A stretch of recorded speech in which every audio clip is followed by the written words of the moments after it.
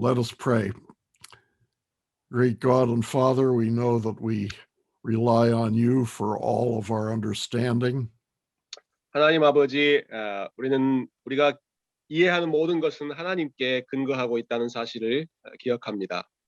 We thank you that you've given us the ability to know your world, 하나님의 말씀을 알 수 있는 능력을 주셔서 감사합니다. but we also thank you that you have kept us from exhaustive knowledge. 그러나 우리가 모든 것을 알 수 없다는 사실을 또한 인정합니다. You have made us so that we need you. 그렇기 때문에 우리에게는 하나님이 필요합니다. You have made us so that we need your presence in order to know anything. 어떤 것을 알기 위해서 하나님의 임재가 필요하다는 사실을 기억합니다. And so we pray that you will be with us this morning. 이 아침에 우리와 함께 해주시고 We pray that you will help us as we consider these important truths from your word.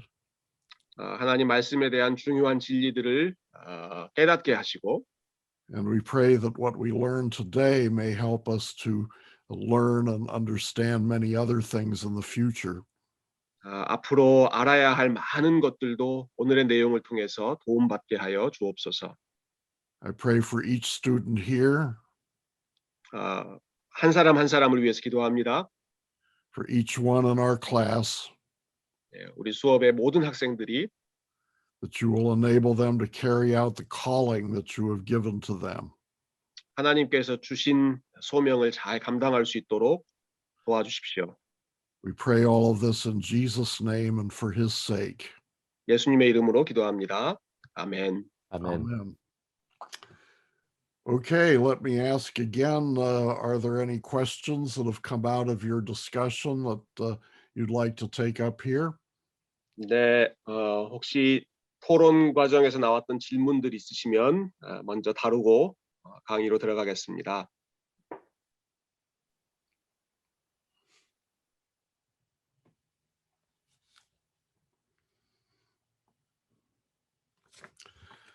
All right, then let's continue on the lecture series.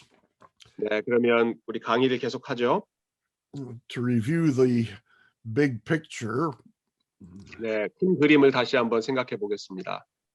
we've considered the objects of knowing, the justification of knowing, and today we consider the resources of knowing.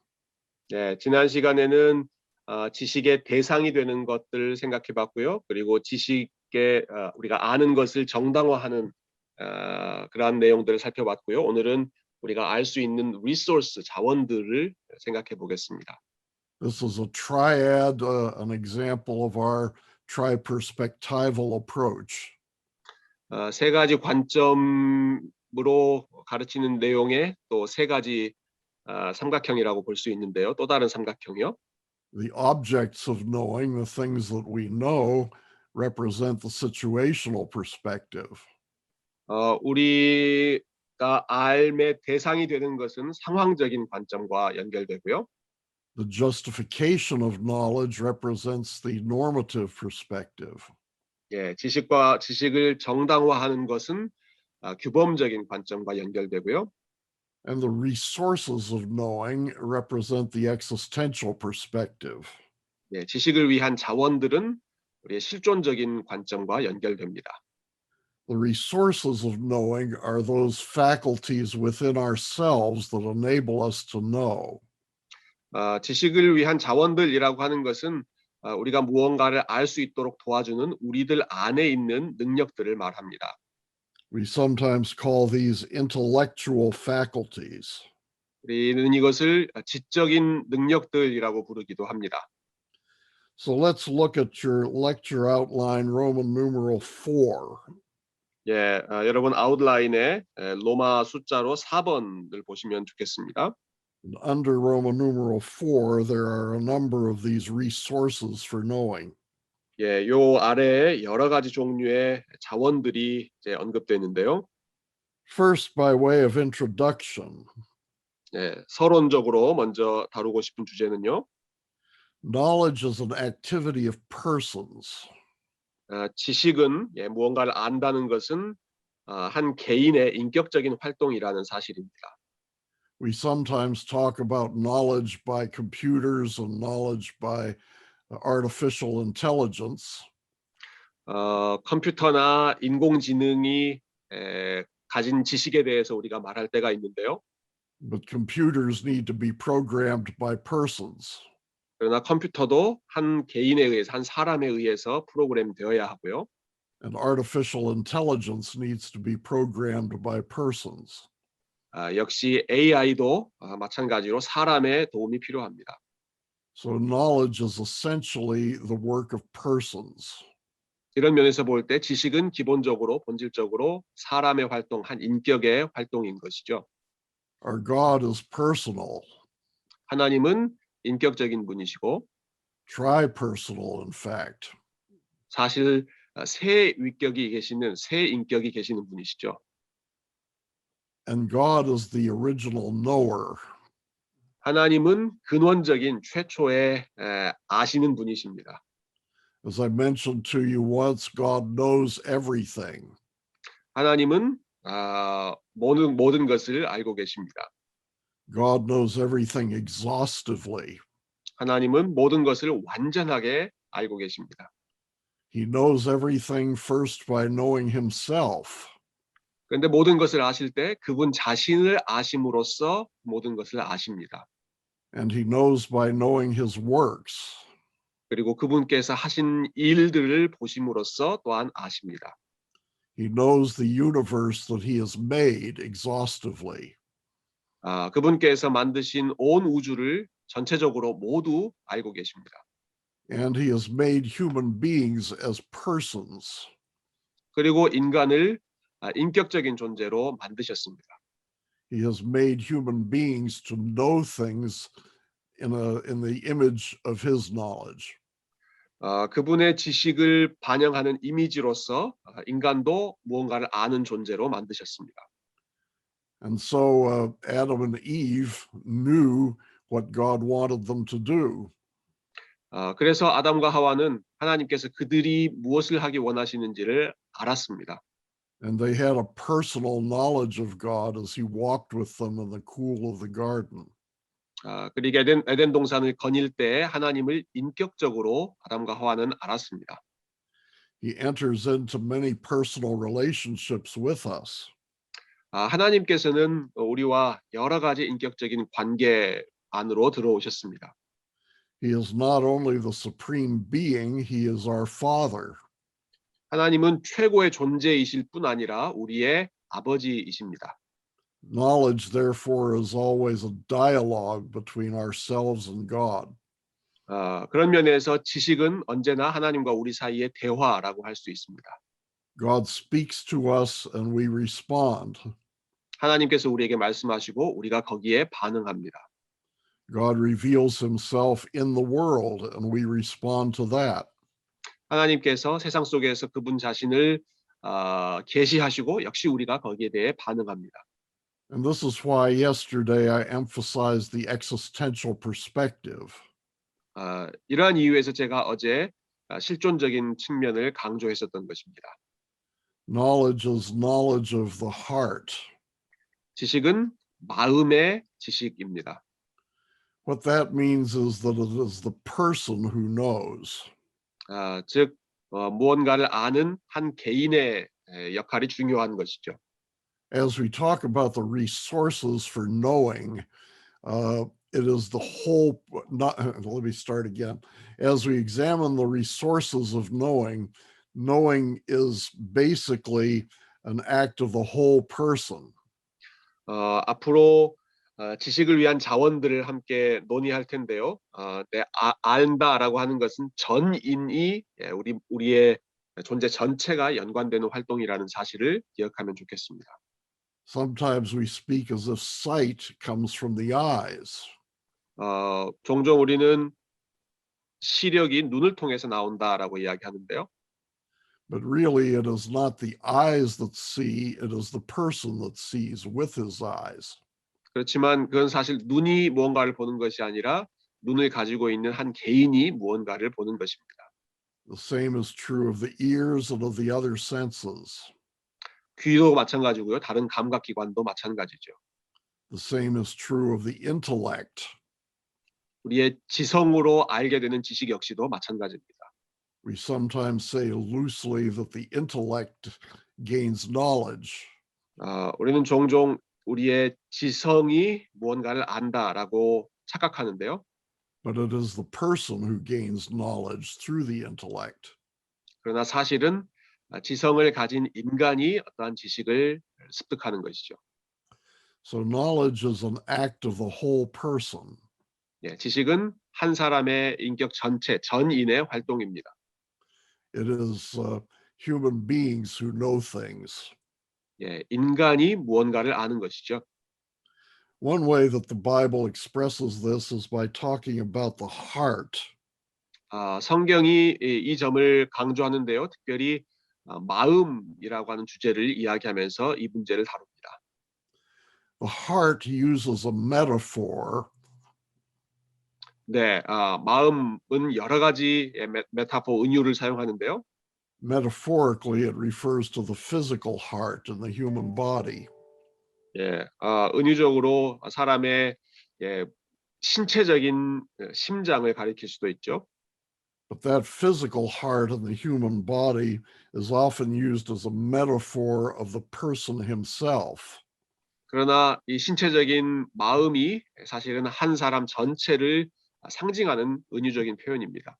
The heart is the person himself or herself. 한 남자나 한 여자나 마음이라고 하는 단어로 그 사람 전체가 표현되는 것이죠. In their most basic character. 그들의 가장 기본적인 인격이 마음으로 표현됩니다. All of the other resources for knowing are perspectives on the person. 예, 모든 지식을 위한 자원들은 한 사람의 다양한 관점들이라고 볼 수 있습니다. So when we talk about intellect, reason, will, emotion, imagination, we are talking about the person from different perspectives. 예, 우리가 지성에 대해, 이성에 대해, 감정, 의지, 상상력 이런 것에 대해서 언급할 때 이 모든 것이 한 사람의 다양한 관점들이라고 보시면 좋겠습니다. It is the person who knows, not some faculty or another. 예, 이러한 각각의 기능들이 무언가를 아는 것이 아니라 이 기능을 가지고 있는 한 개인, 한 사람이 무엇을 아는 것이죠. One of these perspectives that we talk about a lot in epistemology is the term reason. 이러한 자원들 중에 우리가 자주 인식론에서 이야기하는 것은 이성입니다. Reason is the human ability to make judgments and inferences. 이성이라고 하는 것은 무언가에 대해서 판단을 내리고 추론하는 기능입니다. A judgment is a conviction that something is true. 판단이라고 하는 것은 어떤 것이 참되다라고 결론을 내리는 것이죠. When I consider what the nature of nitrogen gas is, I make a judgment about that. 예, 질소 가스가 무엇인지에 대해서 고려할 때 저는 거기에 대한 어떠한 일종의 판단을 내립니다. When I compare Newton's theory of gravity with Einstein's theory of gravity, I make a judgment of which one is more adequate. 예, 뉴턴의 중력 법칙과 아인슈타인의 중력 법칙을 비교할 때 그 둘 중에 뭐가 더 타당한지 저는 저 나름대로의 판단을 내립니다. Often I do that by logical inference. 그런 판단을 내릴 때 종종 논리적인 추론을 사용하죠. I mentioned logical inference to you before. 예, 논리적인 추론이라고 하는 것을 미리 이미 말씀드렸는데요. Logic deals with arguments.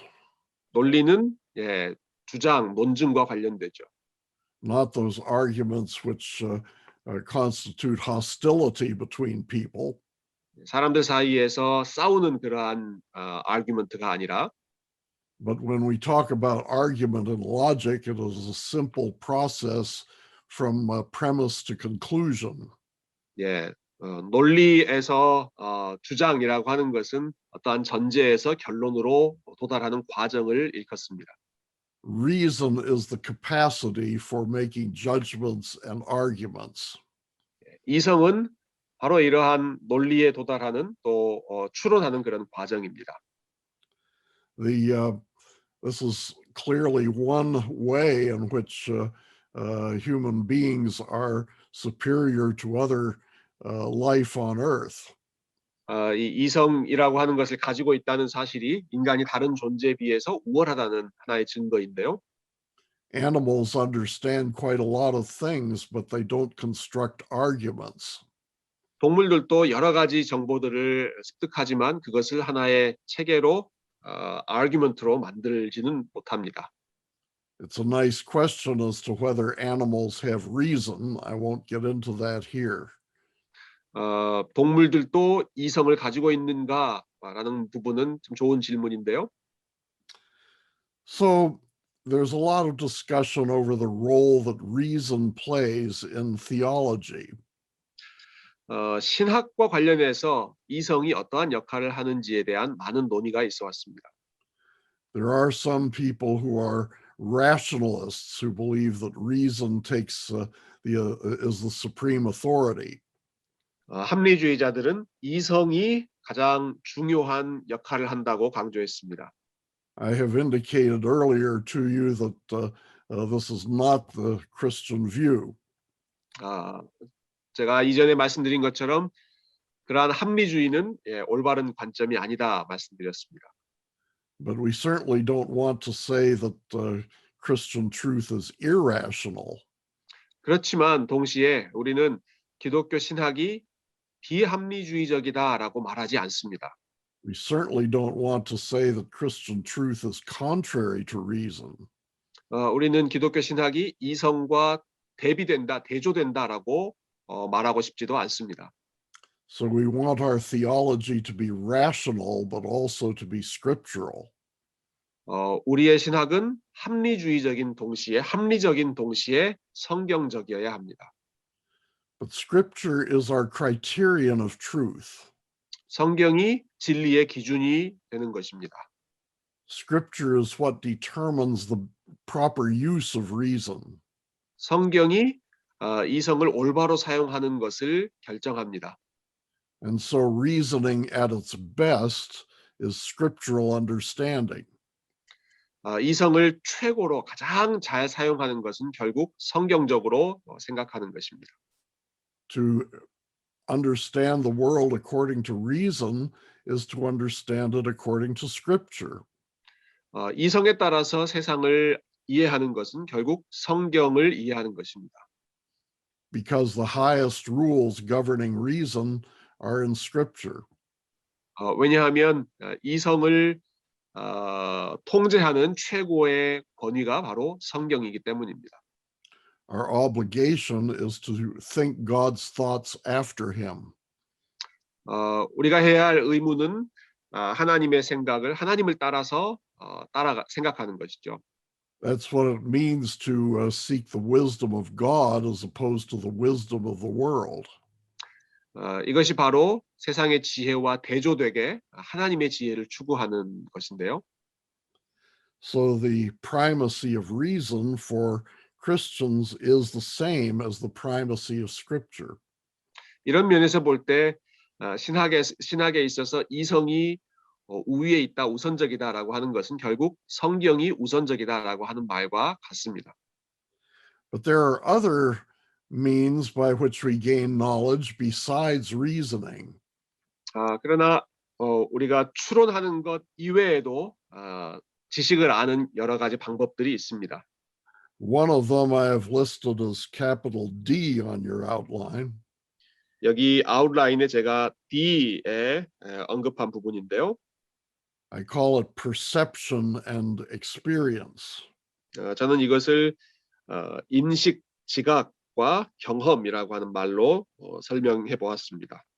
What I mean by that is primarily knowledge through the senses. 제가 기본적으로 말하고자 하는 바는 다른 감각을 통해서 지식을 얻는 것입니다. But sensation is not exactly the same thing as perception. 그러나 감각이 perception, 인식과 동일한 것은 아닙니다. Let me explain by number 1 under D. 예, number one, 그 1번을 제가 말씀드리고 싶은데요. This kind of knowledge begins in sensation, the raw data of the senses. 이러한 종류의 지식은 감각, 경험 그 자체들로부터 우선적으로 시작합니다. But if you have only the raw data of the senses, you don't know very much. 그러나 감각, 경험 그 원 자료들만 있다고 해서 어떤 지식이 형성되는 것은 아닙니다. Newborn babies get a lot of knowledge through the senses. 어린아이들, 갓 태어난 어린아이들도 여러 가지 감각 경험을 하죠. But they could not identify an automobile. 그러나 자동차를 알지는 못할 것입니다. What they see, we don't exactly know. 그들이 무엇을 보는지 사실 우리는 정확히 알 수 없습니다. Because we've forgotten. 우리가 다 잊어버렸기 때문이죠. 어린 시절을. But we can imagine that newborn babies are surrounded by colors and tastes and sounds and visual symbols. 그렇지만 분명한 것은 어린 아이들도 여러 가지 색깔이나 소리나 어떤 감각 경험들로 둘러싸여 있습니다. As we grow older, we organize those senses into shapes and qualities. 우리가 나이가 들면서 그러한 감각 자료들을 하나의 형태로 조직하게 되죠. The young child realizes that one group of sensations comes from his mother. 어린 아이들은 어머니를 통해서 그러한 감각 경험들을 배웁니다. And other sensations come from himself. 반면 또 다른 감각 경험들은 그 자신으로부터 오기도 합니다. And eventually he learns the difference between his mother and himself. 그렇게 함으로써 어머니에 대한 감각과 본인 자신에 대한 감각의 차이를 구별하게 되죠. As he grows older, he recognizes his father. 더 성장하면서는 아버지에 대한 감각을 경험할 것이고요. And his brothers and sisters. 형제들에 대해서도 경험할 것이고. And his food. 음식에 대해서도 감각 경험을 하고. And his toys. 장난감에 대해서도요. And the television set. TV에 대해서도. And the cell phone. 예, 휴대폰에 대해서도 감각 경험을 쌓습니다. And if he is able to turn away from the cell phone, he sees things outside. 네, 핸드폰에서 벗어난다면 그 바깥에 있는 것들에 대해서도 또 알게 될 것입니다. He's able to identify trees. 나무가 무엇인지를 볼 것이고요. And animals. 동물들에 대해서. And automobiles. 자동차. So gradually sensation gets organized into a knowledge of objects. 이렇게 감각 경험들이 잘 조직되면서 어떠한 대상에 대한 지식으로 발전됩니다. And it's at that point that we speak of perception. 이 점에 있어서 우리가 이제 인식이라고 하는 단어를 사용하게 되는데요. Perception is not awareness of elementary sense data.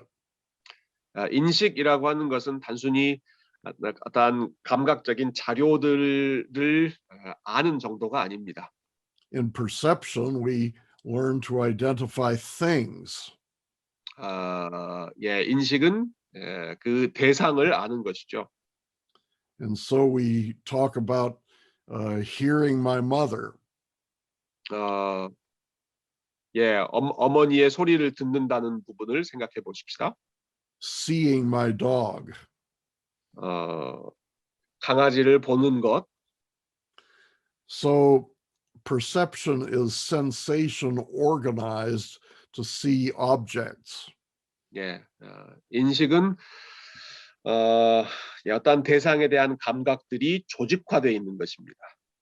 In the Bible, perception is often used as a spiritual metaphor. 성경에서 인식한다라고 하는 것은 영적인 은유로 사용될 때가 있습니다. Think of Jesus speaking with Nicodemus, unless a man is born again, he cannot see the kingdom of God. 예수님께서 니고데모에게 말씀하신 것처럼 거듭나지 않으면 하나님의 나라를 볼 수 없다라는 말씀을 생각해 보시죠. Now, in general, the kingdom of God is not something that you can simply see with your eyes. 사실 하나님의 나라라는 것은 단순히 우리의 눈으로 볼 수 있는 어떠한 대상은 아닙니다. But you can gain a knowledge of it that is very vivid and like our seeing. 그러나 우리가 무언가를 보는 것처럼 하나님 나라에 대해서 아주 생생한 이미지를 우리가 알게 되죠. And that kind of perception needs the work of the Holy Spirit. 그러한 종류의 인식, 알문, 성령의 역사가 필요합니다. So Jesus said to Nicodemus that to gain this kind of perception, he must be born again. 그래서 니고데모에게 이러한 사실을 알기 위해서, 보기 위해서는 네가 거듭나야 한다라고 말씀하셨던 것이죠. Now, when we talk about perception in very general terms, we use the term experience. 우리가 인식이라고 하는 단어를 일반적인 용어로 설명할 때 경험과 연결해서 설명할 수 있습니다. Experience is our awareness of the entire environment. 경험이라고 하는 것은 우리의 모든 환경에 대한 체험입니다. In experience, we make judgments about what we see and what we hear. 예, 경험하는 가운데 우리는 우리가 보고 듣는 것에 대해서 어떠한 판단을 내리죠. Logic formalizes that knowledge. 그리고 논리가 이러한 종류의 지식을 하나의 형태로 구성합니다. In logic, we construct arguments that begin with sensations and end with perceptions. 그리고 논리를 통해서 우리는 이러한 감각적인 자료들을 발전시켜서 인식에 도달하게 만듭니다. In logic, we can construct an argument from I have this sensation, I have this sensation, there is this data, there is that data, and therefore there is a dog in my living room.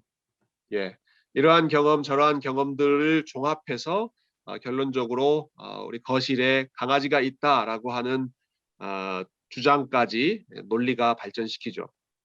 So reasoning can make our perception systematic. 이처럼 reasoning, 예, 이론, 이 합리적인 것이 추론하는 것이 예, 우리의 알을 형성합니다. Reasoning can make our perceptual knowledge explicit. 이 추론을, 이 합리적인 논리를 통해서 예, 우리의 예, 감각 자료들을 더 명료하게 만듭니다. explicit하게 만들어줍니다. And through reasoning, we validate the conclusions of our perception. 예, 이러한 리스닝이 되게 번역하기가 참 그러네요. 추론을 통해서 우리의 생각에 대한 정당성을 우리가 확인합니다. So this is the process of growing in sanctification through challenge. 이것이 도전을 통해서 일종의 성화로 이루어지는 것과도 연결되는데요. The challenge is that we are placed in the world. 네, 우리가 세상 속에서 경험하는 도전들이죠.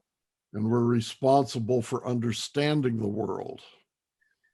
우리는 이 세상을 이해할 책임이 있습니다. And we're responsible for glorifying God in the world. 그리고 세상에서 하나님을 영화롭게 할 책임이 있습니다. And every experience that we have is a new issue to be resolved. 그리고 우리가 경험하는 모든 것은 우리가 또 해결해야 하는 이슈들과도 연결됩니다. In every experience, we learn something new about how to glorify God. 모든 경험을 통해서 하나님을 어떻게 영화롭게 해야 될 것인지에 대해서 또한 고민하게 됩니다. Paul says, whether you eat or drink or whatever you do all to the glory of God.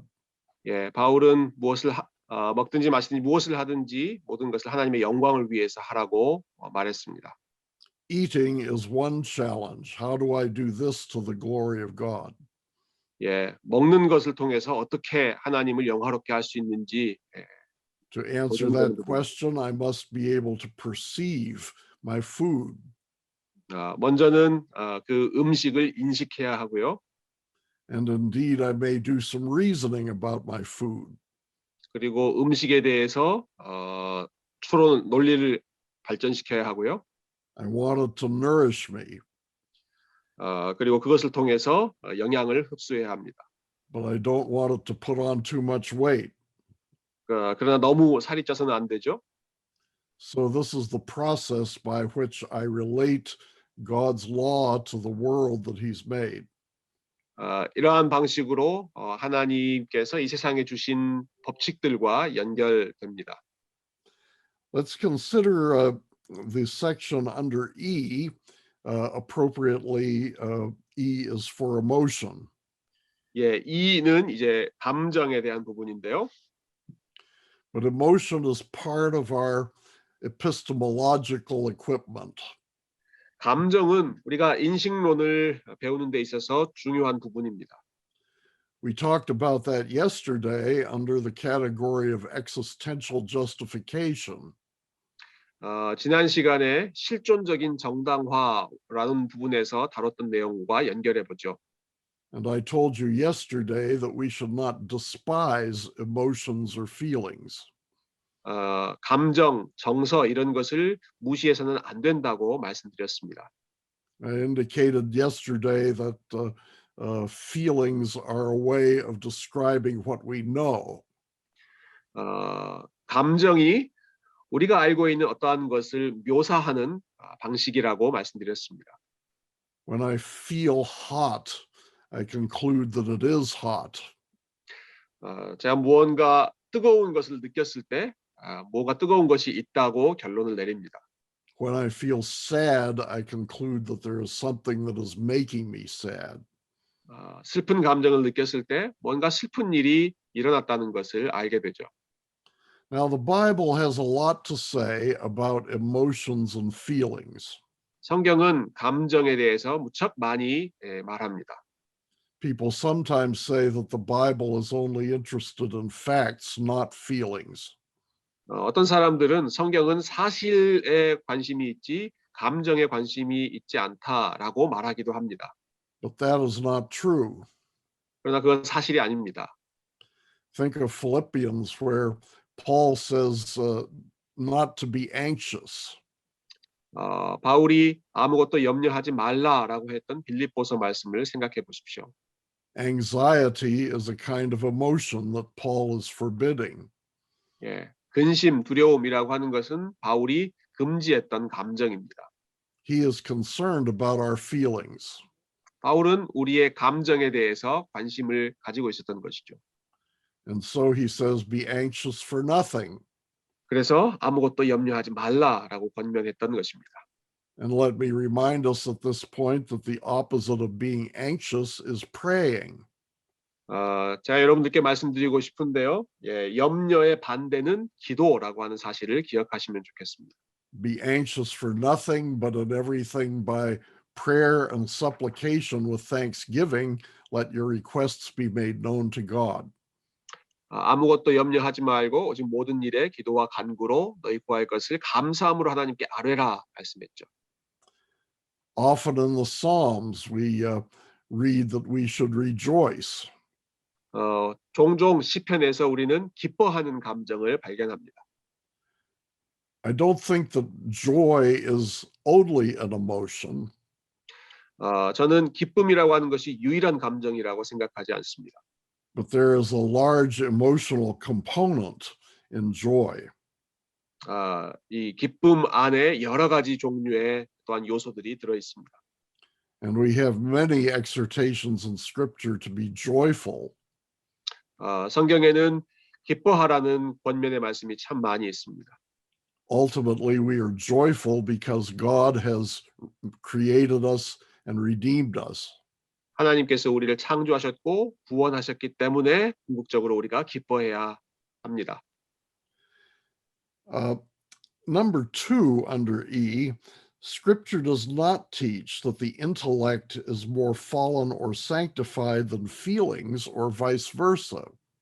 예, 성경이 가르치는 바에 따르면 우리의 지성이 감정보다 더 많이 타락하거나 혹은 더 많이 거룩해지거나 하는 것이 아니고 역시 그 반대도 마찬가지입니다.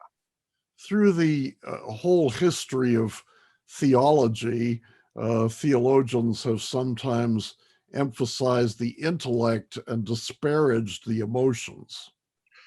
신학의 역사들을 되돌아볼 때 많은 사람들은 지성의 우월성을 주장하면서 감정을 좀 무시하는 경향이 있었습니다. This is sometimes called the primacy of the intellect. 이것을 지성의 우선성, primacy라고 종종 불렀는데요. Gordon H. Clark, whom we mentioned earlier, wrote an essay on the primacy of the intellect. 우리가 이전에 보았던 고든 클락 같은 사람이 이러한 주장을 펼쳤습니다. J. Gresham Machen, who was the founder of Westminster Seminary, also wrote an essay on the primacy of the intellect. 웨스트민스터 신학교의 설립자였던 메이첸 교수님도 지성의 우월성이라고 하는 논문을 쓰신 적이 있습니다. So Reformed theology has tended to be very intellectual in its emphasis. 네, 이 점에 있어서 개혁주의 신학은 지성적인 측면을 무척 강조하는 경향을 보여왔습니다. And Reformed theology has often delivered the message that we should not be concerned about our feelings. 그리고 개혁주의 신학에서는 종종 우리가 감정에 너무 많이 신경 써서는 안 된다는 그러한 메시지를 전달하기도 했습니다. But Scripture does not value the one over the other. 그러나 성경은 어느 한쪽을 다른 한쪽보다 더 중요한 것으로 주장하지 않습니다. Scripture does not teach that the feelings are more sinful than the intellect. 성경은 감정이 지성보다 더 죄악에 가깝다고 말하지도 않습니다. Scripture does not teach that when we're redeemed, our intellect is more sanctified than our feelings. 성경은 우리가 새롭게 구속되었을 때 우리의 지성이 우리의 감정보다 더 성화된다고 가르치지도 않습니다. Both of these work together in gaining knowledge.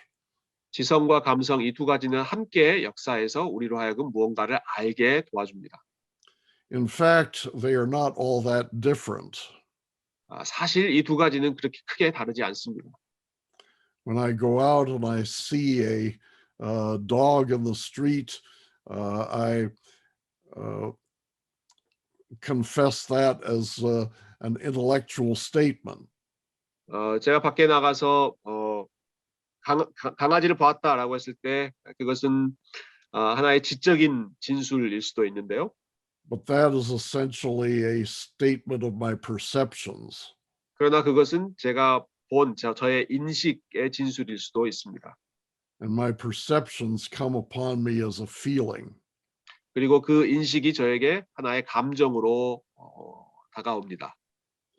So we can say that emotion is one perspective on the whole process of knowing.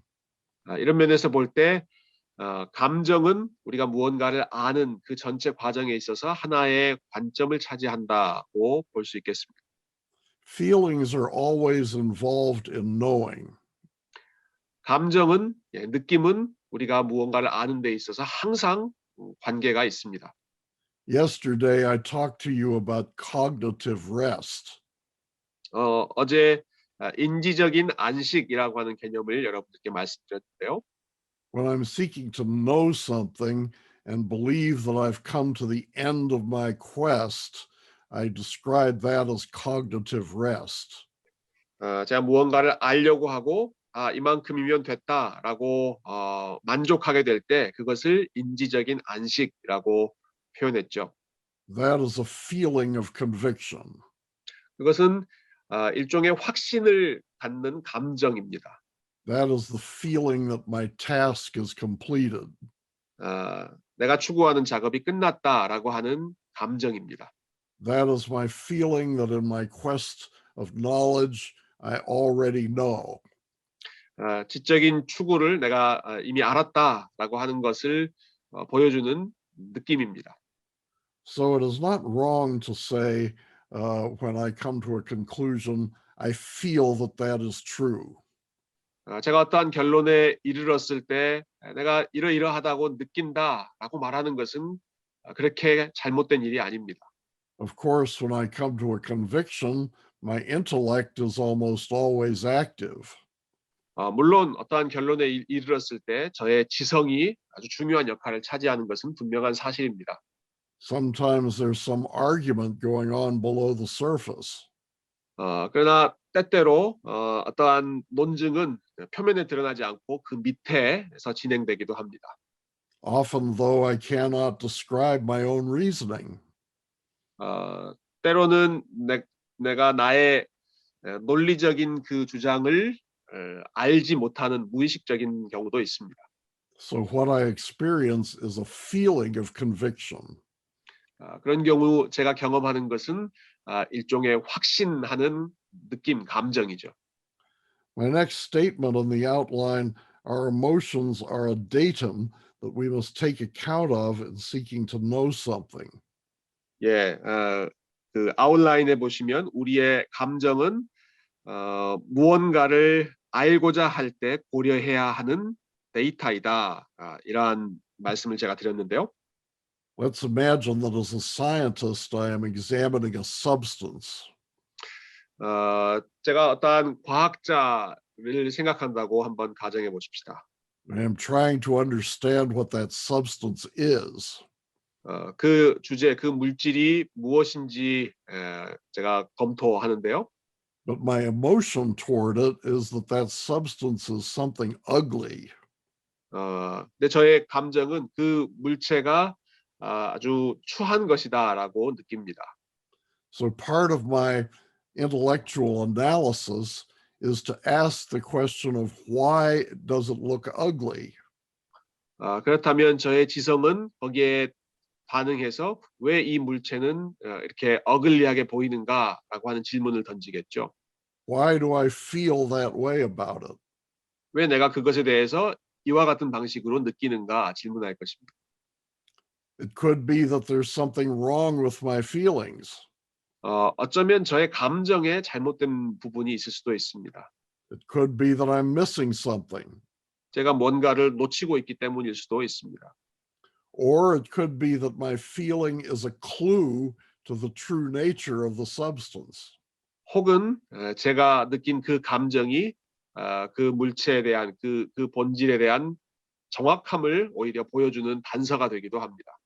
So when you examine God's when you examine God's world, do not ignore your emotions.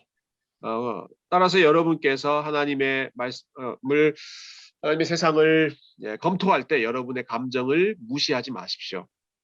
We should be cultivating godly emotions. 우리는 경건한 감정을 발전시켜야 합니다. We should be cultivating joy in the Lord. 우리는 여호와를 기뻐하는 것을 발전시켜야 합니다. We should be avoiding anxiety. 우리는 근심을 피해야 하는 것을 훈련해야 합니다. So we have considered reasoning, perceiving, and feeling. 저희가 추론하는 것, 또 인식하는 것, 느끼는 것에 대해서 함께 생각해 봤는데요. Reasoning is sometimes called the intellect. 예, 생각하는 것은 지적인 활동으로 보통 묘사되죠. Perceiving is a kind of knowledge that develops out of our sense experience. 인식한다는 것은 감각 경험을 통해서 형성되는 것입니다. Feeling is a kind of knowledge that's hard to analyze. 느낌이라고 하는 것은 사실 분석하기가 참 어려운 부분인데요. But it plays an unmistakable role in our knowledge. 그럼에도 불구하고 우리가 무언가를 아는 데 있어서 아주 중요한 역할을 합니다. Reasoning, perceiving, and feeling are three perspectives on knowing. 예, 추론하고 인식하고 느끼는 것은 우리가 무언가를 아는 것과 관련해서 세 가지의 관점을 형성합니다. Now I'd like to go to another area with you. 네, 그 다음 다른 영역을 함께 생각해 보고 싶은데요. Under F on the outline, there's the category of imagination. 예, 아웃라인 F에 보면 상상력이라고 하는 부분이 있죠. So far, we've been considering things that are, things that exist now. 우리는 지금까지 어떠한 것들이 존재하는 것에 대해서 지금 존재하는 것에 대해서 생각해 보았습니다. Reasoning, perceiving, and feeling are analyses of our experience. 추론하고 인식하고 느끼는 것은 우리의 경험을 분석하는 것이죠. But imagination is our faculty of thinking about things that are not. 그러나 상상한다라고 하는 것은 사실은 존재하지 않는 것에 대해서 생각하는 것입니다. By imagination, we can think about things that may be future. 상상이라고 하는 활동을 통해서 우리는 미래의 일을 생각해 볼 수 있습니다. Reasoning, perceiving, and feeling have to do with the present. 반면에 추론하고 인식하고 느끼는 것은 현재의 일과만 관련되어 있습니다. But imagination enables us to think about the future. 하지만 상상은 미래의 것도 우리가 생각할 수 있죠. We don't have a direct knowledge of the future. 미래에 대한 직접적인 지식은 가지고 있지 않지만 Only God knows the future. 예, 오직 하나님만 미래에 대한 지식을 갖고 계시죠. But God has enabled us to think about the future. 그러나 하나님께서는 우리가 미래에 대해서 생각할 수 있는 그러한 능력을 가능케 하십니다. For one thing, in the Bible, God tells us many things that are going to happen in the future. 성경에 보면 하나님께서 우리에게 앞으로 미래에 일어날 일에 대해서 말씀하시는 경우가 있습니다. The most important event of the future is the return of Christ. 가장 중요한 미래의 사건은 예수님께서 다시 재림하시는 것이죠. And the Bible tells us some things about the return of Christ. 그리고 성경은 예수님의 재림에 관한 많은 내용들을 가르치고 있습니다. The trumpet will sound and the dead in Christ shall rise. 예, 트럼펫이 울릴 것이고 죽은 사람들이 다시 살아날 것입니다. And there will be a final judgment on a new heavens and new earth. 그리고 새 하늘과 새 땅에서 최종적인 심판이 이루어질 것입니다. But many of these things are mysterious to us. 그러나 사실 이 많은 것들은 우리에게 신비한 영역입니다. Beyond the outline of Scripture, we don't know very much about the future. 성경이 제시해주는 아웃라인을 넘어서서는 우리가 미래에 대해서 알 수 있는 바가 많지 않습니다. But it is important for us to think about the future. 그러나 미래에 대해서 생각하는 것은 우리에게 중요한 의미를 갖습니다. Jesus has a parable where he speaks about the importance of counting the cost of something. 예수님께서는 어떠한 대가를 지불하는 것에 대해서 미리 생각하라는 비유를 말씀하셨죠. Don't try to build a house unless you counted the cost of it. 대가를 치르는 것을 충분히 고려하지 않고서는 집을 짓지 말라고 하셨습니다. That requires us to consider what may happen in the future. 이것은 미래에 어떤 일이 있을 것인지를 미리 생각하는 활동입니다. Costs go up and down. 코스트가 올라갈 수도 있고 떨어질 수도 있죠. And so it's important for us to think about not only what is, but what is possible. 이러한 면에서 볼 때 지금 현재 존재하는 것에 대한 생각뿐만 아니라 앞으로 가능한 것에 대한 생각, 예상도 중요합니다. Much of our knowledge of the present, reasoning, perceiving, and feeling have to do with actuality, what is actually true today. 예, 우리가 현재 존재하는 것에 대해서 생각하고 느끼고 인식하는 것은 그 현재의 사실성과 많이 관련되어 있는데요. But we also have the ability to think about things that are not. 그러나 현재 존재하지 않는 것에 대해서도 우리가 생각할 수 있는 능력이 있습니다. To think about possibilities rather than actualities. 즉 어떠한 사실에 대한 사실성만이 아니라 가능성도 함께 생각할 수 있죠.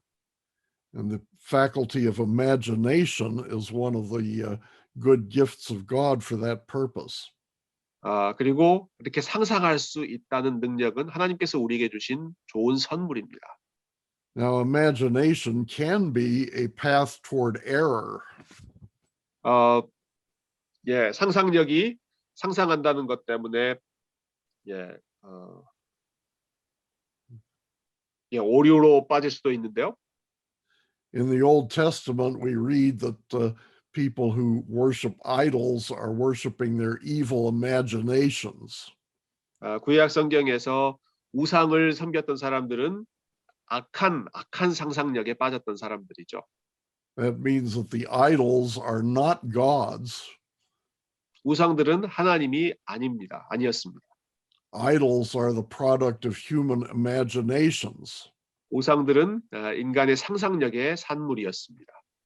I look at a snake and I imagine that that snake is God. 뱀을 보고 그 뱀이 하나님이라고 상상하는 것이죠. And so I worship the snake. That's idolatry. 그렇게 해서 뱀을 숭배한다면 그것이 우상 숭배입니다. That's an evil imagination. 이러한 종류는 악한 상상력인데요. But nevertheless, imagination is a good thing. 그럼에도 불구하고 상상은 좋은 것이기도 합니다. It can lead to bad results. 그것이 잘못된 결과로 나아갈 수도 있지만 But there are also distortions in reasoning, perceiving, and feeling. 그러나 반면에 우리의 생각과 느낌과 인식조차도 사실은 왜곡될 수 있는 가능성이 있죠. So and in another dimension, well, let me start this again. In many ways, imagination is necessary to our understanding. 많은 경우에 상상이 우리가 어떠한 것을 이해하는 데 필요합니다. Even in order to understand the present, I need imagination. 심지어는 현재를 이해하는 데 있어서도 상상이 필요합니다. When I believe that gravity pulls us down rather than up, 중력이 위로 올라가지 않고 아래로 떨어진다는 것을 생각할 때 in order to understand what gravity is, I have to understand that there are two possibilities. 중력이 무엇인지를 이해하려고 할 때 저는 그것의 가능성을 생각해야만 합니다. Either we are attracted back to the earth when we jump in the air, or we are attracted somewhere else. 우리가 점프한 후에 땅으로 떨어지든지 아니면 그 다른 상황들을 가정하는 것이죠. It's important that I imagine various possibilities. 제가 여러 가지 다양한 가능성을 상상하는 것은 중요합니다. I need to be able to contrast those possibilities with the actuality. 그러한 다양한 가능성과 현실성을 대조하고 비교해야 할 필요성이 있습니다. So, as I say under number 3, all knowledge involves opposition, the ability to understand what is in contrast to what is not. 예, 제가 F3번 아웃라인에서 말씀드린 것처럼 모든 지식은 일종의 반대와 반대를 포함하는데요. 존재하는 것과 존재하지 않는 것 사이를 비교하는 그러한 능력이 우리에게 필요합니다. In that understanding, imagination is a perspective on all the other faculties of knowledge. 그리고 이러한 상상할 수 있는 능력은 우리가 이해할 수 있는 모든 다른 능력과 관계되는 하나의 관점 역할을 합니다. I cannot know anything unless I can imagine it. 제가 상상하지 않는다면 어떠한 것도 사실은 알 수 없습니다. Well, I've got 10 o'clock on my timepiece, so at this point, I would suggest that we break for 5 minutes. 예, 10시가 돼서 우리 5분간 잠깐 쉬고 다시 만나도록 하겠습니다. Good, thank you. Yeah, we have one question, Dr. Frame. Please ask it. It's actually my question. It's a selfish question. Okay. So I'm sorry to take some class time, but looks like your outline is almost done. So I feel a little more at ease. I have a few other things that I can do, but go right ahead. I'd rather We follow your direction. yeah. So this is a C.S. Lewis question. So since you mentioned imagination, you know how Lewis in his epistemology, he distinguishes between reality and truth. And reality is the actual reality. Truth is only a description of that reality. That's So- one way of looking at it, I Yeah, suppose. yeah. So he says reason is the organ of truth, which means that reason seeks to describe, basically. The reason is a descriptive organ. But imagination is the direct route to get to the reality itself. So imagination, he says, the organ of reality. And therefore, through imagination, you can have what he calls the participation knowledge. Actually, that's not just this is T.F. Torrance too, but the distinction between the descriptive knowledge and participatory knowledge. So imagination then becomes not just a sort of looking forward or looking into the unknown, but imagination becomes it's almost irrational when you think about it, but the imagination is that which brings you to the reality of things. So for example, philosophy is something that you come to access through reason, but you know, he loves myth, for example, good myth as a way to communicate the reality, the supernatural reality, and that you apprehend by imagination. So when Hebrews 11 talks about faith as the what do you call it? It's the reality of that which you hope, No. conviction of the unseen.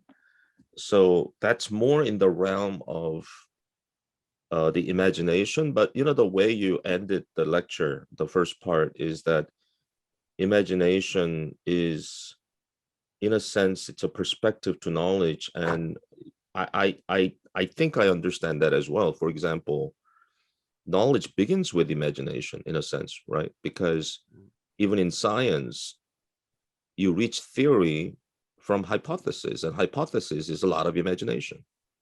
You have to consider many possibilities. Right. So it's actually more than just posture, more than just something that's kind of fluffy. There's something very substantial about this thing as well. So I would love to hear your comment on that distinction between reality and truth as a descriptive knowledge, and reality through participation through imagination is the participatory knowledge.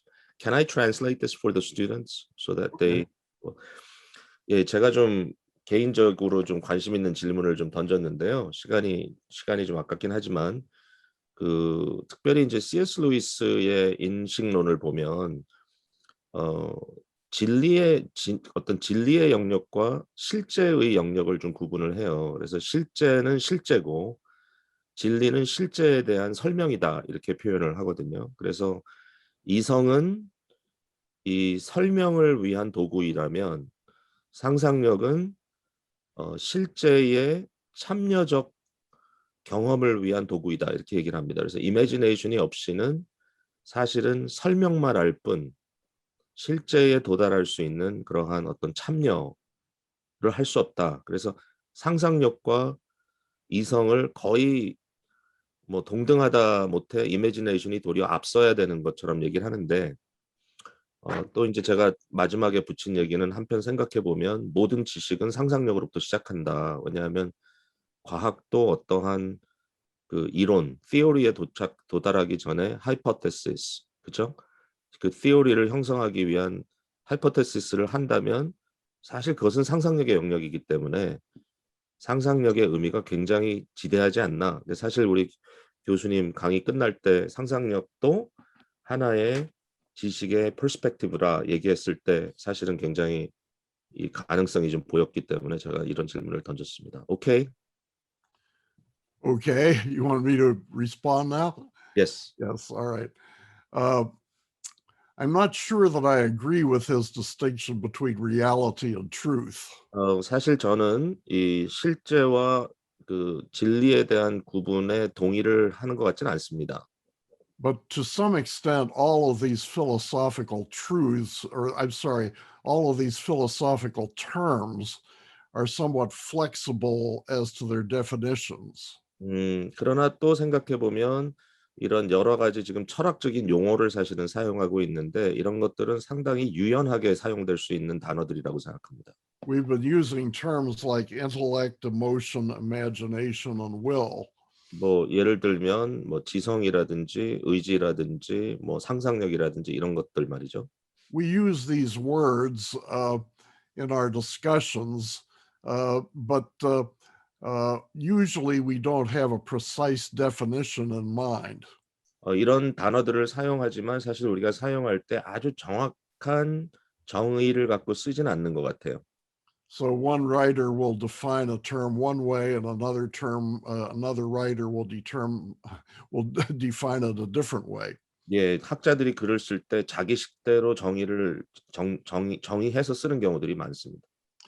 And I can understand why a writer might want to distinguish between reality and truth for a particular purpose. 그러므로 어떤 목적을 위해서 어떠한 저자가 실제 리얼리티와 truth, 이 진리를 구분해서 쓸 수도 있다고 생각합니다. And if he chooses to do that, that's okay with me. 자기의 어떤 목적을 위해서 그렇게 쓴다면 뭐 이해할 수 있겠죠. But I think it's more useful for my purposes to say that truth is reality. 그러나 저의 목적을 위해서라면 저는 진리 그 자체가 실제라고 말하고 싶습니다.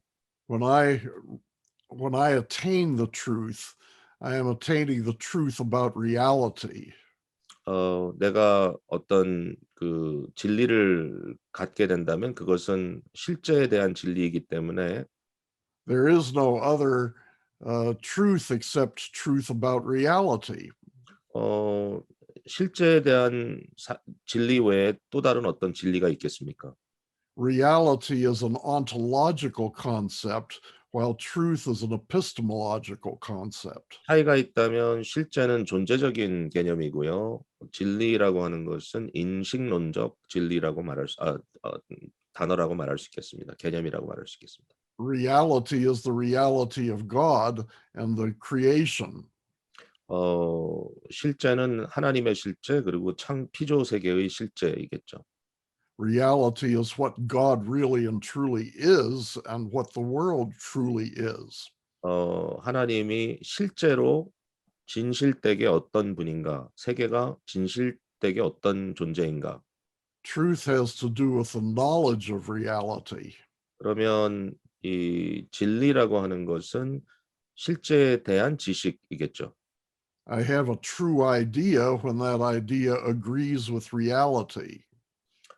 만약에 나의 그 생각이 실제와 그 동등하게 연결된다면 그것을 진리라고 말할 수 있을 것입니다. But I am interested in Lewis's understanding of the imagination. 그러나 동시에 제가 C.S. 루이스가 말하는 상상력에 대해서는 관심이 있습니다.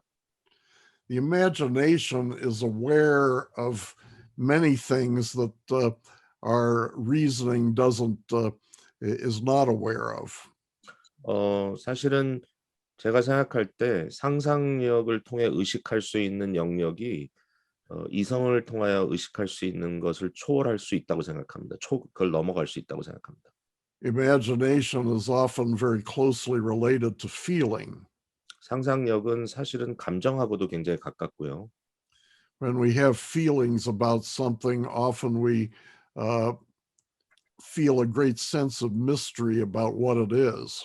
어떤 것에 대해서 감정을 느낄 때는 그것에 대한 어떤 그런 신비성을 이렇게 경험하고 있기 때문이기도 하죠. Imagination also is often very general. 또 상상력은 상당히 보편적입니다. We sense that there is something true in an imaginative construction, but we don't understand the details. 그 어떤 것에 대해서 그 상상력을 통하여 우리가 이렇게 그 생각할 수 있지만 그러나 모든 그 세분적인 내용들을 다 파악하고 있지는 않습니다. I like to think that imagination is about possibilities and reason is about actualities. 저는 상상력은 가능성에 대한 것이고 이성은 실제 그러니까 그러니까 현재 사실적인 것에 대한 그러니까 현실적인 것에 대한 거라고 말하고 싶습니다. And so we can understand why imagination is tremendously important to artists. 그래서 뭐 예술가에게는 상상력이 엄청나게 중요하죠. The artist tries to conceive of possibilities that are not now actualities. 아직은 실제로 존재하지 않는 것이라도 상상력을 통하여 마음에 낳는 것, 이것이 예술가들의 역할입니다. In a way, the scientist also uses imagination in the same way. 사실은 과학자들도 같은 그런 이유로 상상력을 사용할 수 있죠. When a scientist embarks on a research project, he has an imagination of where that research might lead. 사실은 과학자들도 어떤 연구 프로젝트를 할 때는 그 연구의 방향에 대해서 상상력을 먼저 발휘합니다. He can't sketch that in precise terms. 그런 벌어질 일에 대해서 전개될 일에 대해서 아주 구체적이고 아주 But he thinks the 디테일하게 research, 말할 수는 없지만 okay, but he thinks the research might lead to something useful. 그러나 어떤 연구를 통해서 유용한 결과를 도출할 수 있다고 하는 그런 상상을 합니다. So I probably don't entirely understand what Lewis is saying. I should go back there and read it again and try to understand better. 루이스의 인식론에 대해서 제가 다 이해는 아직 못한 것 같아서 좀 더 읽어보고 싶은데요. But I certainly agree with him that imagination is important to our understanding of the universe. 그러나 동의하는 것은 상상력이 우리가 살고 있는 우주를 이해하는 데 굉장히 중요하다라는 면입니다. People who don't exercise their imagination don't understand very much. 상상력이 없는 사람들은 사실 이해하는 분야가 너무 작습니다. Often when I'm trying to solve a problem around the house, my wife corrects me. 집에서 어떤 문제를 해결할 때 제 아내가 많이 수정을 해주는데요. I think I know how something works, but I'm wrong. 어떤 일이 이렇게 아마 작동을 하나 보다 하지만 제가 틀릴 때가 많습니다. I keep pressing the wrong switch.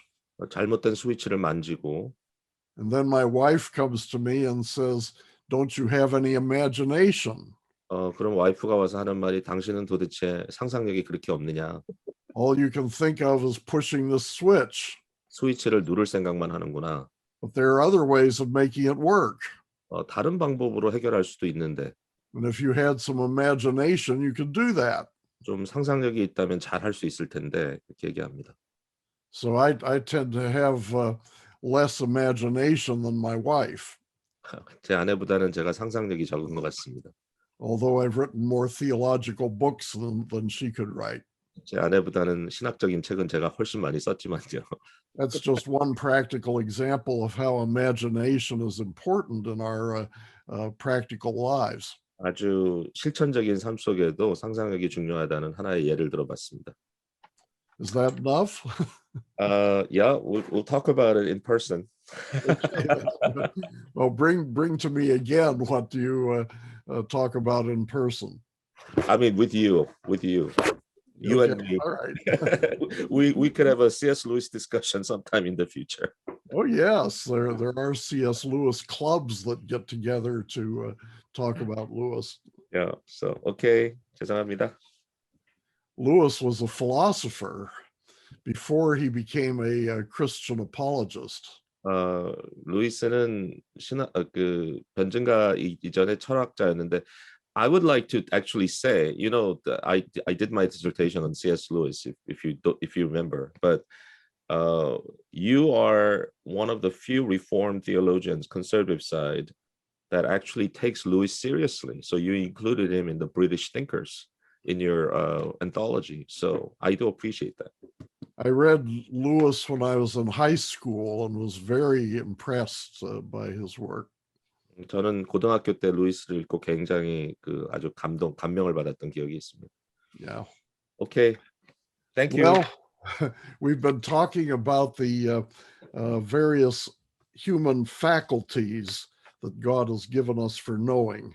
네, 제가 지금까지 무언가를 알기 위해서 필요한 여러 가지 능력들, 하나님께서 우리에게 주신 능력들에 대해서, 기능들에 대해서 살펴보고 있습니다. We've been talking about the heart as the locus of knowledge. 네, 지식의 중심 자리로서 마음에 대해서 생각했고요. The heart is the whole person engaged in knowledge. 그리고 마음이라고 하는 것은 지식을 습득하는 데 연관되는 우리의 존재 전체를 상징합니다. The word heart identifies what is most central about us. 예, 마음이라고 하는 것이 우리와 관련해서 가장 중심적인 자리이죠. And we also talked about reason, perception, and emotion. 이성과 인식과 그리고 감정에 대해서도 함께 생각해 보았습니다. And most recently, we've been talking about imagination.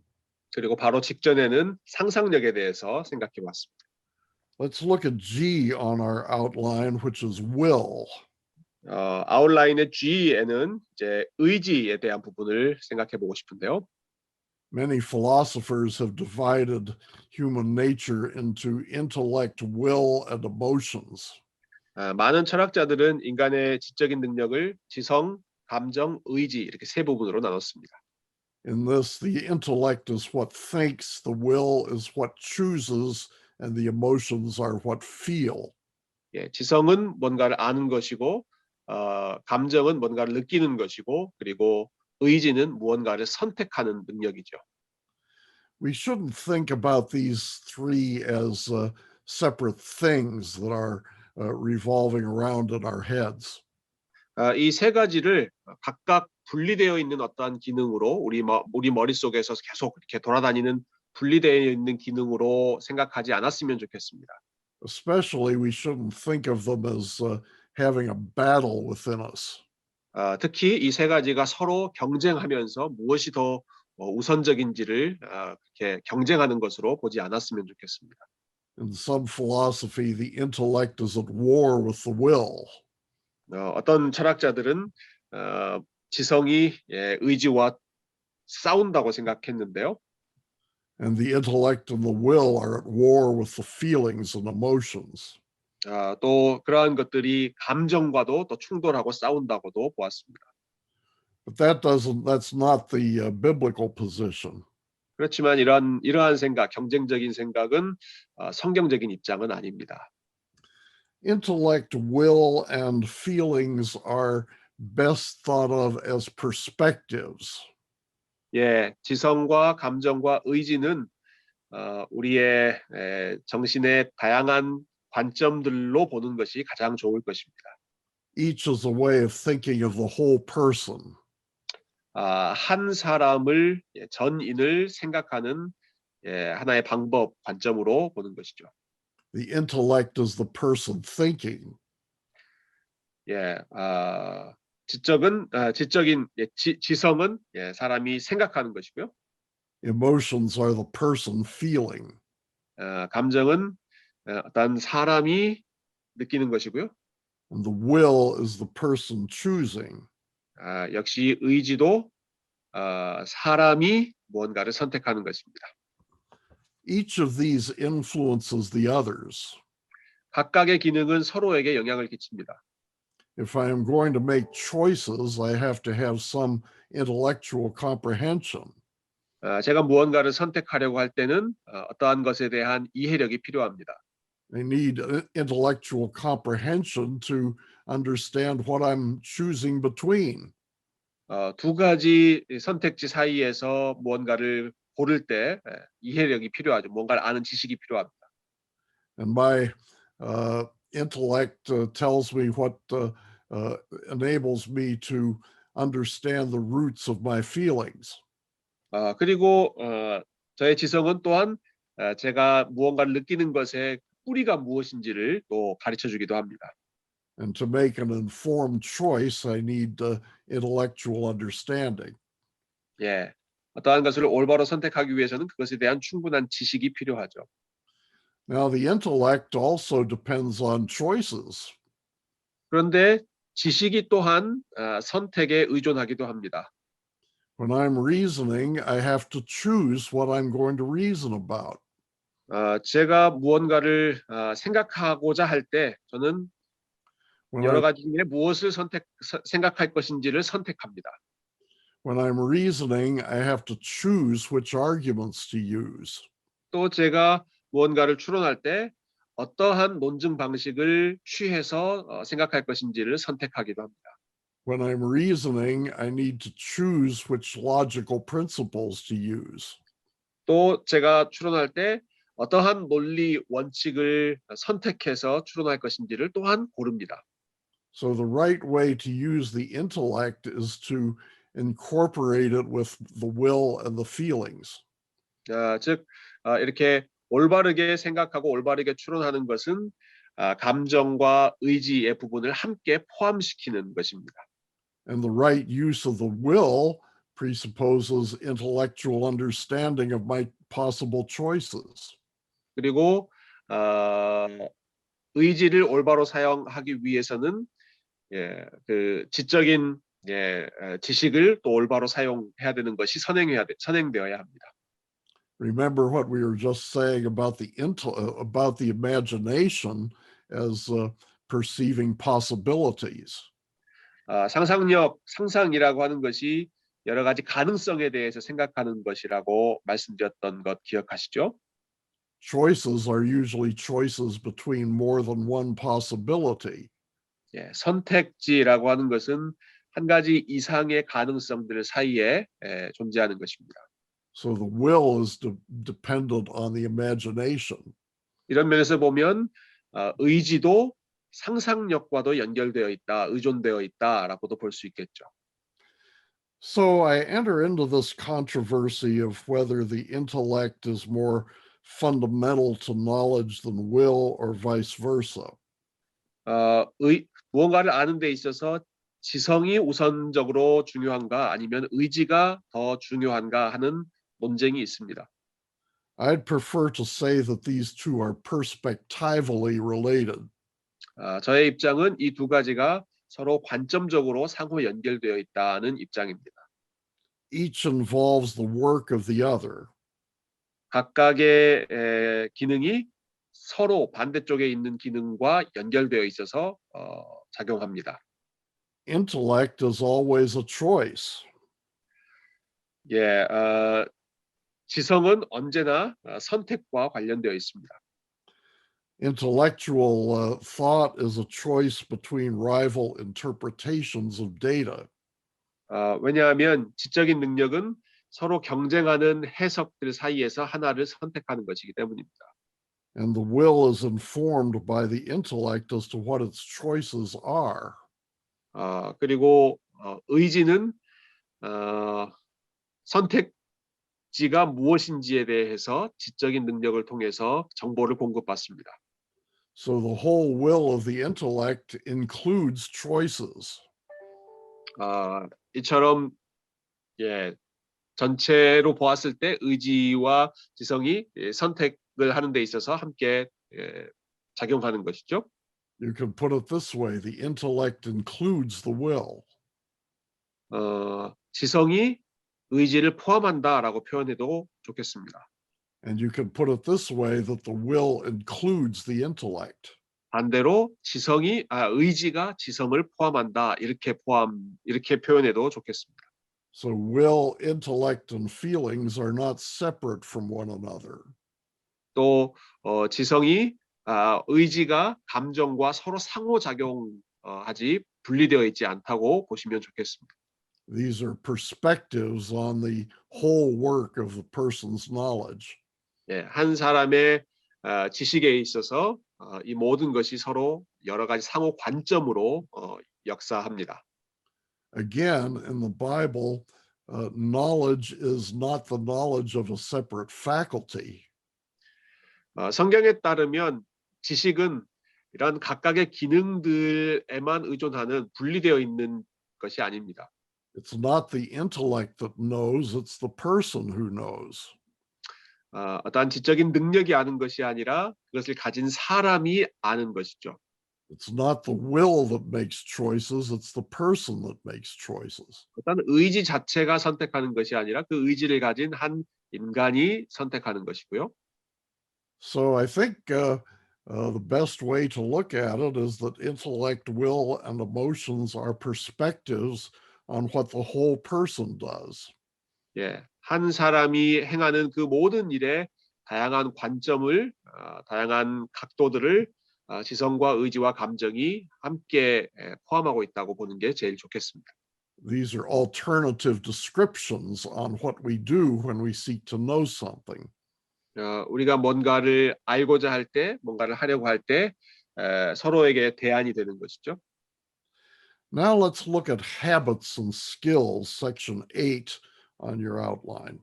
여러분 아웃라인에 있는 습관과 기술에 대한 부분을 함께 보겠습니다. H is for habits, just 예, as H, E is for emotions. 네, 습관에 대한 부분인데요. Habits are choices that we are accustomed to making. 습관이라고 하는 것은 우리가 점점 더 익숙해져서 선택하는 것입니다. Good habits, which are useful to us, which we cultivate, are called skills. 그리고 좋은 습관, 우리가 익숙해져 있는 좋은 습관이 기술이죠. You remember earlier in the course, I distinguished between knowing facts, knowing skills, and knowing persons.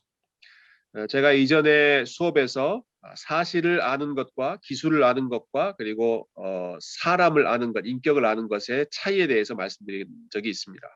Knowing facts is knowing that, knowing skills is knowing how, and knowing persons is knowing him or her. 예, 지식을 아는 것은 무엇이 있다는 사실을 아는 것이고요. 그리고 knowing skill, 어떤 기술을 아는 것은 그것을 하는 방식을 아는 것이고요. 그리고 사람을 아는 것은 어떤 남자나 여자나 그 존재를 아는 것이죠. The point to be made here is that knowing is not a single event in time. 즉 중요한 것은 어떠한 것을 아는 것이 한 순간에 이루어지는 사건이 아니라 Knowing is a program. 일종의 프로그램과도 같습니다. 알미라고 하는 것은요. It is a process. 그리고 하나의 과정으로 볼 수 있습니다. It's something that extends over time. 시간의 흐름에 따라서 점점 확장되는 과정이죠. It is a process that we are all engaged in. 우리 모두가 연관되어서 부분을 이루는 과정입니다. By studying, we improve our ability to know. 공부를 통해서 삶의 그 지식을 발전시키죠. And we come to know more and more things. 그래서 점점 더 많은 것을 알게 됩니다. We practice our knowing. 그리고 그 알을 행동으로 옮깁니다. Remember Hebrews 5, where the writer says that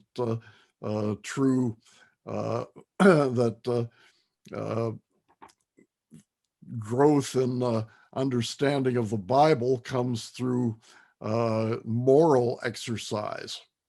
예, 히브리서 5장에서 말한 것처럼 온전한 배움은 도덕적인 성장과도 관련이 있다는 사실 기억할 수 있습니다. Growth in maturity brings growth in knowledge. 성숙에 있어서 성장하는 것이 지식에 있어서의 성장과 연결되어 있습니다. That includes physical maturity, mental maturity, and spiritual maturity. 지적인 성숙, 또 육체적인, 신체적인 성숙, 영적인 성숙이 다 여기 들어가겠죠. And so we grow in knowledge. 그렇게 함으로써 우리가 지식에 있어서 함께 성장해 가는 것입니다. We come to know more and more things. 무언가에 대해서 점점 더 알게 되는데요. And we come to know them deeper and deeper. 그리고 그것에 대해서 더 깊이 알게 되죠. We come to know the more and more implications of our knowledge. 그리고 우리가 아는 지식에 대한 여러 가지 다양한 적용점들도 의미들도 더 깊이 알게 됩니다. So it's good if we develop certain habits.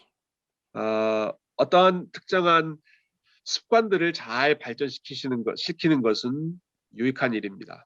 One good habit is to learn to define your terms when you construct an argument.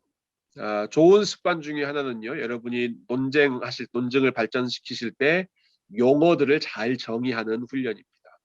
The rule that we find in logic texts is that in an argument, a word should always have the same sense. 예, 논리에 있어서 가장 중요한 것 중에 하나는 같은 용어의 개념을 서로 사용하는 것입니다. You don't define a term one way in the first premise and then define it another way in your conclusion. 예, 처음 서론에서 사용했던 용어를 결론에서 다른 용어로 바꾸는 그런 일들을 하시면 안 됩니다. So the use of language is an important tool in our thought. 예, 우리가 생각하는 데 있어서 언어를 올바로 사용하는 것이 무척 중요하죠. We need to get into the habit of defining our terms when people are unclear about them. 예, 어떤 사람이 무언가에 대해서 명확하지 않을 때 우리는 각 용어에 대해서 잘 정의함으로써 도울 수 있습니다. We need to form the habit of understanding logical principles. 논리적인 원칙을 형성하는 그러한 훈련도 그러한 습관도 유익합니다. So that when we construct an argument, we are constructing it according to the standard rules. 우리가 어떠한 논증을 발전시킬 때 그 논리의 법칙에 따라서 그러한 것들을 발전시키죠. So that in that way we can have confidence that our conclusion really follows from our premises. 그렇게 함으로써 우리가 내린 결론이 우리가 처음에 시작했던 전제로부터 유래했다라고 하는 확신을 가질 수 있습니다. Another habit to form is the habit of being curious about reality.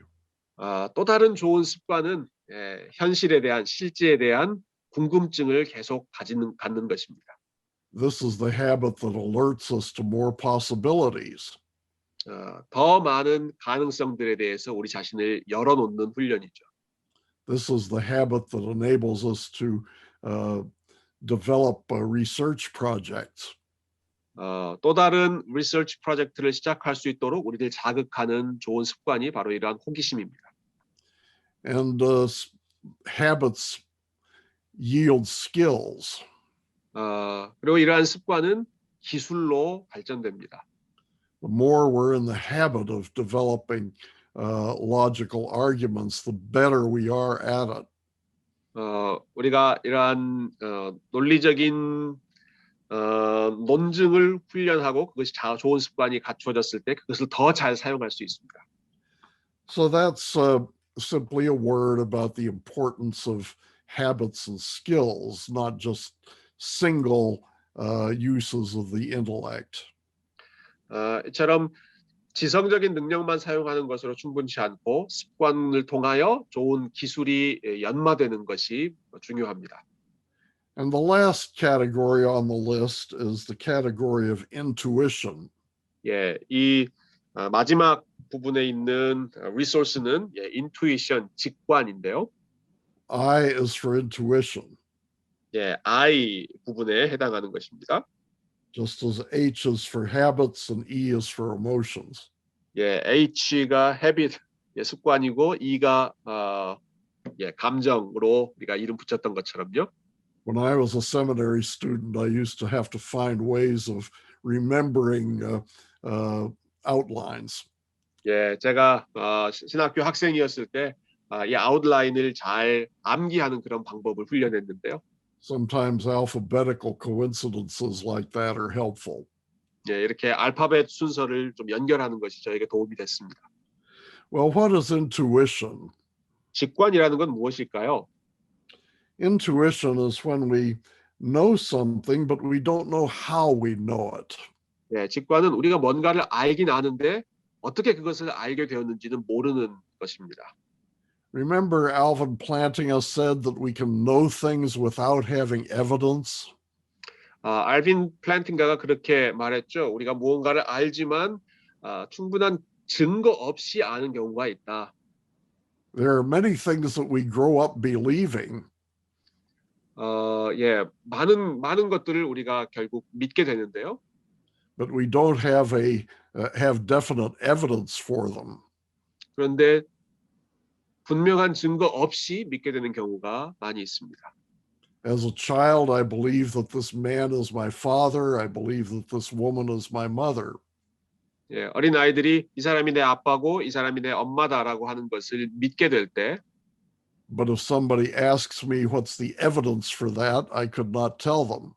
예, 무슨 근거로 그렇게 믿느냐라고 질문한다면 거기에 대해서 대답할 말이 별로 없습니다. There's some things that you just grow up knowing. 그냥 성장하면서 그렇게 알게 되는 것이죠. Sometimes those are wrong, 어떤 경우에는 그러한 것이 잘못될 수도 있습니다. but nevertheless, as a child, those are the things you believe. 그러나 그럼에도 불구하고 어린 아이로서 그러한 지식들이 우리가 믿는 내용이죠. And as Plantinga points out, we have the right to believe these things. 그리고 플란팅가는 우리가 이러한 것들을 믿을 수 있는 권리가 있다고 주장했습니다. Even though we can't prove them by evidence, we have the right to believe them. 그것을 설명할 수 있는, 입증할 수 있는 증거가 없다고 하더라도 어떠한 사실을 믿을 수 있는 권리가 있다. So that we are justified in one sense. We're justified in believing them. 즉 이러한 면에서 어떤 면에서는 우리가 우리의 믿음에 대한 정당화가 가능한 것이죠. So there are a lot of things that we know, but we cannot express how we know them or why we know them. 많은 것을 우리가 알고 있으면서도 그것을 어떻게 알게 되었는지, 왜 알고 있는지에 대해서 설명하지 못하는 경우가 있습니다. Now we've been discussing divine revelation. 하나님의 계시에 대해서 오랫동안 같이 논의했는데요. Earlier in the course, I distinguished between natural and special revelation. 이전의 강의에서 자연 계시와 특별 계시를 구별했던 것 기억하실 것입니다. Another word for natural is general. 예, 자연 계시의 또 다른 이름은 일반 계시였죠. General revelation and special revelation. 일반 계시와 특별 계시의 차이입니다. Special revelation is focused in the scriptures. 특별 계시는 성경에 집중했습니다. But we've seen in Romans 1 and Psalm 19 that God has revealed himself in all of his creation. 그러나 로마서 1장 10편, 19편 같은 경우 하나님께서 모든 자연을 통해서 그분 자신을 계시하셨다 말씀하죠. What I want to suggest right now is that we ourselves are divine revelation. 제가 지금 이 순간 제안드리고 싶은 것은요. 우리들 자신도 하나님의 계시라는 것입니다. God has made us in his image. 하나님께서 우리를 하나님의 형상으로 만드셨기 때문에 That means that we are a reflection of God, just like your image in the mirror is a reflection of you. 거울에 비친 여러분의 모습이 여러분 자신을 반영하는 것처럼 우리 자신도 하나님의 형상으로 하나님을 반영해 주는 측면이 있습니다. So we can learn about God somewhat by looking at ourselves. 하나님을 알아가고 하나님을 배우는 데 있어서 때로는 우리 자신을 봄으로써 그러한 알매에 이를 수 있습니다. God has knowledge of which our knowledge is an image. 하나님께서 지식을 가지고 계시고 우리는 그 지식에 대한 이미지를 가지고 있죠. Our arms and our strength image God's power. 우리의 팔, 우리의 손은 하나님의 능력을 보여주고요. Our love for one another is an image of God's love. 우리가 서로 사랑하는 것은 하나님의 사랑을 반영하는 이미지입니다.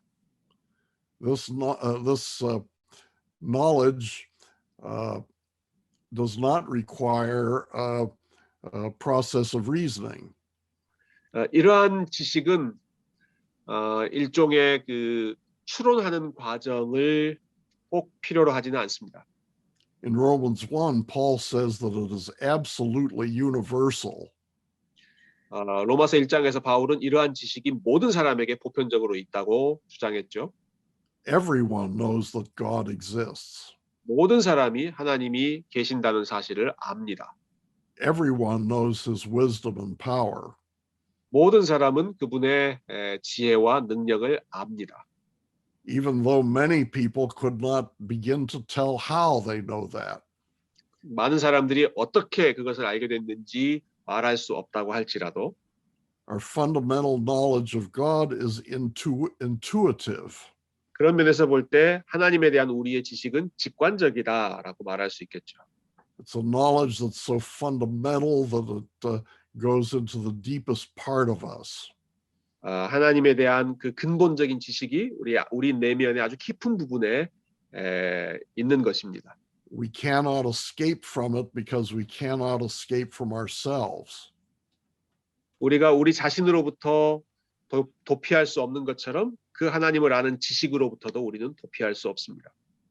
So our knowledge is, we have natural knowledge of God and ourselves.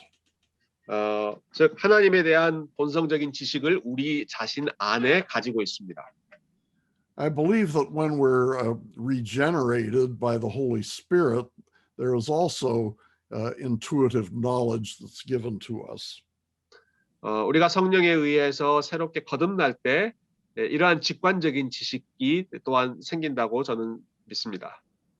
We have regenerate impulses given to us by the Spirit. 성령께서 우리에게 주시는 거듭난 어떤 충동이 있습니다.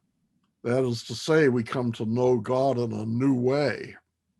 하나님을 알되 새로운 방식으로 알게 되는 것이죠. We come to know him as our Redeemer as well as our Creator. 단순히 우리의 창조주만이 아니라 우리를 구원하신 분으로 하나님을 또한 알게 됩니다. Now, this intuitive knowledge is in one sense a foundation. 네, 이러한 직관적인 지식은요, 어떠한 의미에서 아주 토대가 된다고 볼 수 있는데요. It's the beginning of Christian reasoning. 그것으로부터 시작해서 기독교적인 사유가 발전되는 것이죠. It enables us to reason about other things. 그것으로부터 시작해서 우리가 그 밖에 다른 것들을 생각할 수 있는 능력이 됩니다. Or to use another term I've used with you, it's our presupposition. 다른 용어, 비슷한 용어를 생각한다면 전제라는 용어로 이 개념을 설명할 수 있겠습니다. It's a knowledge that we have before we seek other knowledge. 우리가 다른 것들에 대한 알을 추구하기 이전에 있는 지식입니다. It's a knowledge that serves as a criterion of other knowledge. 다른 지식에 대한 기준이 되는 지식이라고 할 수 있습니다. And so this is so it plays an important role in our epistemology. 이러한 것들이 우리의 인식론에 있어서 중요한 역할을 하고 있는데요. That brings me to the end of my lecture outline with you. 예, 제 강의 아웃라인의 제일 마지막 부분에 도달했는데요. But we have 2 sessions to go, 근데 앞으로 2번의 클래스가 더 남아 있죠. tonight and tomorrow morning, 예, 오늘 밤과 내일 아침이요. or tomorrow morning if you're living in Myanmar. 예, There are a number of things that we could do. I'm always interested in discussing your questions. 예, 그러나 우리가 할 수 있는 일들이 많이 있습니다. 저는 항상 여러분의 질문에 대답하는 것 흥미롭게 생각합니다. I also have some lecture material from other sources. 다른 주제에 대한 강의 내용도 있습니다. I taught for many years at Reformed Seminary a course on the history of epistemology. 제가 리폼 신학교에서 인식론의 역사라고 하는 과목을 오랫동안 가르쳤습니다. That doesn't sound like a seminary course, but we had one once. 네, 신학교 과목처럼 들리지는 않지만 그 과목을 저는 가르쳤습니다. It was part of the so-called Christian Thought program at RTS. 예, 그 RTS의 기독교 사상 프로그램의 일환이었는데요. So I was just recently looking at my files on my computer, 제가 최근에 그 컴퓨터에 있는 파일을 보았는데 and I discovered that I had an 81-page lecture outline on the history of epistemology. 그 인식론에 대한 아웃라인이 81페이지 정도나 됐습니다. I think that I can summarize parts of it for you. 네, 여러분을 위해서 그것의 한 부분을 좀 요약할 수도 있을 것 같습니다. That may be some help to you. 네, 막 도움이 되기를 바라고요. We already discussed Plato and Aristotle a little bit. 플라톤과 아리스토텔레스에 대해서 어느 정도 논의하긴 했습니다만은 Perhaps I can fill in that history a bit. I would like to discuss with you some of the early Christian forms of epistemology. 네, 거기에 대해서 더 보충할 수도 있고 또 기독교 교회사 초창기에 기독교 신학자들 중에 인식론이 어땠는지를 함께 살펴볼 수도 있습니다. Particularly the thought of Saint Augustine 어거스틴의 인식론, and a later thinker named Anselm of Canterbury. 캔터베리의 안셈이 보여주었던 인식론, And after him, Thomas Aquinas. 그 다음에는 토마스 아퀴나스. There is a lot of discussion in Reformed circles about the place of Thomas Aquinas today. 예, 오늘날 개혁주의 신학자들 사이에서는 토마스 아퀴나스의 위치가 영향력이 어땠는지에 대한 논쟁이 참 많이 진행되고 있습니다. The thing to remember is that all of these Christian thinkers in the early and medieval period learned from the Greek philosophers. 이 중세 초기에 이러한 신학자들이 그 그리스 철학으로부터 또 영향을 받았다는 것 기억할 필요가 있죠. Augustine was closer to Plato. 어거스틴은 플라톤과 밀접한 관계가 있었고요. Aquinas was closer to Aristotle. 아퀴나스는 아리스토텔레스에 보다 더 가까웠습니다. And their thinking became influential among Christian theologians at later periods. 그리고 그들의 사상이 후대 기독교 사상에도 큰 영향을 끼쳤습니다. So Calvin was very close to Augustine. 칼빈은 어거스틴에게 매우 가까웠고요. And Thomas Aquinas, the Roman Catholic Church made Aquinas a doctor of the church. 예, 로마 가톨릭에서는 토마스 아퀴나스를 교회의 가장 중심된 신학자로 생각했습니다. I think it would be helpful to us to understand a little bit these tendencies of thought. 네, 이러한 기독교 역사 또 철학의 역사를 한번 살펴보는 것 유용한 일이라고 생각합니다. And of course, because of the nature of this course, I will be focusing on epistemology. 네, 이 수업의 주된 주제는 인식론이기 때문에요. There are other subjects that are of interest if we study Augustine and Aquinas and so on. 예, 어거스틴과 뭐 아퀴나스에 대해서 다른 주제들도 관심되는 것들이 많이 있지만, But I would like you to know what some of them said about knowledge and epistemology. 특히 그 신학자들이 인식론이라고 하는 주제에 대해서 어떻게 가르쳤는지를 좀 집중해서 살펴보면 좋겠습니다. So tonight I will start this. I don't have a published lecture outline for you. 예, 오늘 밤에는 그 주제를 좀 다루고 싶은데요. 이 아웃라인이 퍼블리시된 것은 없습니다. So I will try to lecture in a way that you can follow without having an outline to follow. 그렇지만 아웃라인 없이도 여러분 수업을 잘 따라오실 수 있도록 인도해 보겠습니다. And we'll see where we can go in the next two sessions. 네, 그렇게 다음 2시간을 활용해 보면 좋겠습니다. But feel free to bring questions in. 그러나 언제든지 여러분 질문을 던지시면 좋겠습니다. I would rather spend time answering your questions than in giving you my pre-cooked material. 네, 그 준비된 강의를 여러분들께 드리는 것도 할 수 있지만 여러분의 질문에 대해서 답변하는 것도 하고 싶습니다. And on that note, I will conclude this session. 네, 그렇게 오늘 강의를 마무리하도록 하죠. Thank you very much. 네, 감사합니다. Thank you, Dr. Frank. Thank you very much. I clap for you. Thank you. Dr. Frank, Thank you. Yes. yeah, that history part would be really helpful for our class. And it's Steve Park and I were just talking over break that since we're done with our outline, it'd be great to have you, teach us some of the history part of Yes. epistemology. So, we were really, you anticipated us in some way Well, by that's bringing great. That's great. as a topic that you would like to discuss.